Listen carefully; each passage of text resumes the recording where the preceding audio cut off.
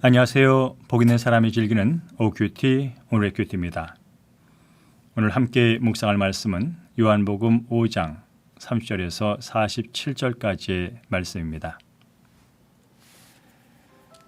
내가 아무것도 스스로 할 수 없노라. 듣는 대로 심판하노니 나는 나의 뜻대로 하려 하지 않고 나를 보내신 이의 뜻대로 하려 함으로 내 심판은 의로우니라. 내가 만일 나를 위하여 증언하면 내 증언이 참되지 아니하되 나를 위하여 증언하신 이가 따로 있으니 나를 위하여 증언하시는 그 증언이 참인 줄 아노라. 너희가 요한에게 사람을 보내매 요한이 진리에 대하여 증언하였느니라. 그러나 나는 사람에게서 증언을 취하지 아니하노라. 다만 이 말을 하는 것은 너희로 구원을 받게 하려 함이니라. 요한은 켜서 비추는 등불이라. 너희가 한때 그 빛에 즐거이 있기를 원하였거니와 내게는 요한의 증거보다 더 큰 증거가 있으니 아버지께서 내게 주사 이루게 하시는 역사 곧 내가 하는 그 역사가 아버지께서 나를 보내신 것을 나를 위하여 증언하는 것이요 또한 나를 보내신 아버지께서 친히 나를 위하여 증언하셨느니라. 너희는 아무 때에도 그 음성을 듣지 못하였고 그 형상을 보지 못하였으며 그 말씀이 너희 속에 거하지 아니하니 이는 그가 보내신 이를 믿지 아니함이라.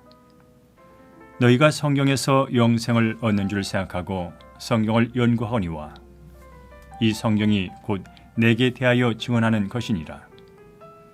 그러나 너희가 영생을 얻기 위하여 내게 오기를 원하지 아니하는도다. 나는 사람에게서 영광을 취하지 아니하노라. 다만 하나님을 사랑하는 것이 너희 속에 없음을 알았노라.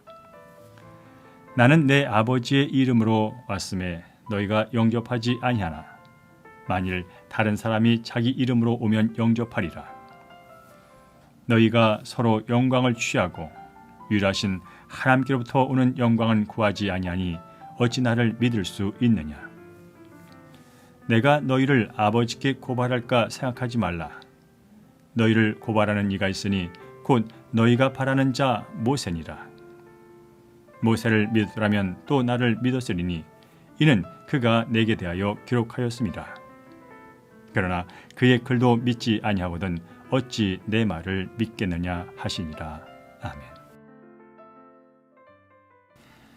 네, 본문은 예수님의 신성을 증거하는 증언들의 내용을 다루고 있습니다. 법정에서 진술의 정당성을 인정받으려면 확실한 증거나 사건의 처음과 끝을 그 과정을 다 알고 있는 증인이 있어야 되지요. 오늘 본문의 30절에서 35절은 예수님에 대한 증거 가운데 세례 요한의 증거를 먼저 다루고 있습니다. 세례 요한은 예수님보다 6개월 앞서 태어나서 메시아의 오심을 알리는 나팔수 역할을 했지요. 광야에서 세례를 베풀면서 사람들에게 심판의 메시지를 전했고요. 강박한 마음을 버리고 상한 마음으로 예수님을 맞이하도록 준비시키는 그런 역할을 했습니다. 세례 요한의 증거는 자기가 세례를 베풀 때 성령이 그 위에 임하는 이가 메시아라는 것이었습니다. 실제로 예수님이 요한에게 세례를 받을 때 성령이 비둘같이 임했죠. 이를 통해서 세례 요한은 예수님을 세상 죄를 지워하는 하나님의 어린 양, 곧 이 세상을 구원할 메시아라고 선포를 했습니다. 세례 요한은 당시 모든 사람이 인정하는 선지자였기 때문에 예수님이 하나님의 아들이라는 그의 증거는 가장 믿을 만한 증거가 되었던 것이죠. 이어서 36절에서 38절은 예수님의 사역과 하나님 자신의 증거에 대해서 말씀하고 있습니다. 예수님께서는 요한의 증거보다 확실한 증거가 있다고 36절에 말씀하고 있죠. 그것은 바로 하나님이 예수님을 통해서 친히 이루시게 하신 역사였습니다. 사람들은 예수님께서 행하시는 기적을 볼 때마다 놀랬죠. 예수님 또한 기적을 자기 증거의 중요한 수단으로 삼으셨습니다. 기적은 모든 자연법칙을 초월한 하나님의 영역에서 일어난 신비한 일이죠. 바로 사람들은 예수님께서 행하시는 기적을 볼 때마다 예수님이 신성을 가졌다고 생각을 했습니다.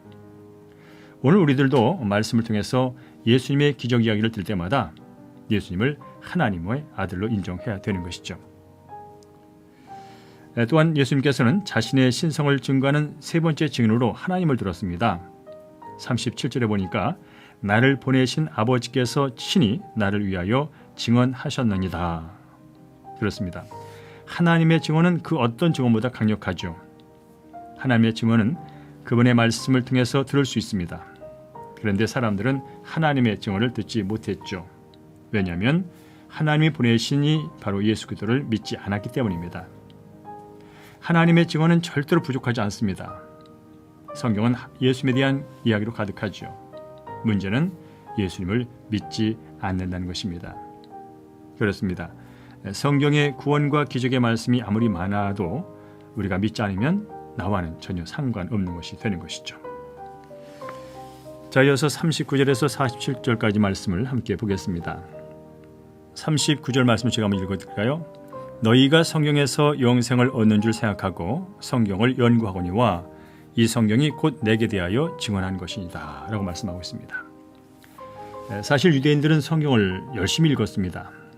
그렇지만 성경을 제대로 읽지 못했고요. 말씀의 참된 의미를 깨닫지도 못했습니다. 유대인들은 성경을 수없이 읽고 연구했지만 그들이 얻기 원했던 영생에는 이르지 못했던 것이죠. 왜냐하면 성경의 주인공인 예수님을 만나지 못했기 때문입니다. 그들은 모세의 율법을 읽으면서도 모세가 증거하는 예수 그리스도를 만나지 못했습니다. 46절에 말씀하고 있죠.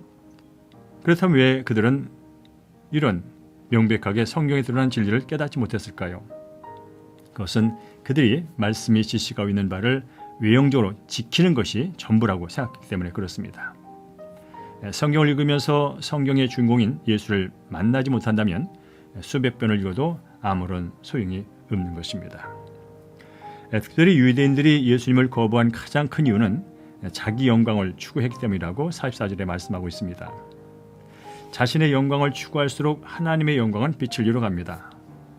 과거 믿음의 선배들은 하나님의 영광을 도둑질하는 줄을 가장 큰 죄로 여겼지요. 그들은 이것을 교만이라고 불렀습니다. 그렇습니다. 우리는 성경을 읽으면 읽을수록 하나님은 더 영광스러운 분으로, 그리고 우리는 예수 그리스도 안에서 거듭난 자로서 더욱더 하나님의 영광을 위해 살아야 될 줄로 믿습니다. 오늘도 말씀을 올바로 읽고 성령께 주시는 깨달음 따라 순종하며 선한 열매 맺는 한날 되기를 주의 이름으로 축원합니다. 자, 이제 말씀 기억하면서 적용 질문 함께합니다. 예수님이 하나님의 아들이심을 확신하는 나의 증언과 고백은 무엇입니까? 내가 하나님께로부터 오는 영광을 구하기보다 사람의 영광을 취하는 것은 없습니까? 이어서 두 눈을 감고 기도합니다. 주님을 증언하는 삶보다 저 자신을 나타내려고 애쓰며 살았던 죄를 회개합니다. 오늘도 말씀을 읽으면서 제 판단으로 귀를 닫고 제 하나는 어리석음을 용서해 주시옵소서. 늘 말씀이 저를 뚫고 들어와 사람의 영광이 아닌 하나님의 영광을 구하며 온전히 말씀에 순종하며 살아가는 인생 되게 도와 주시옵소서. 이 모든 말씀 내게 영생을 주신 예수님의 이름으로 기도드립니다. 아멘.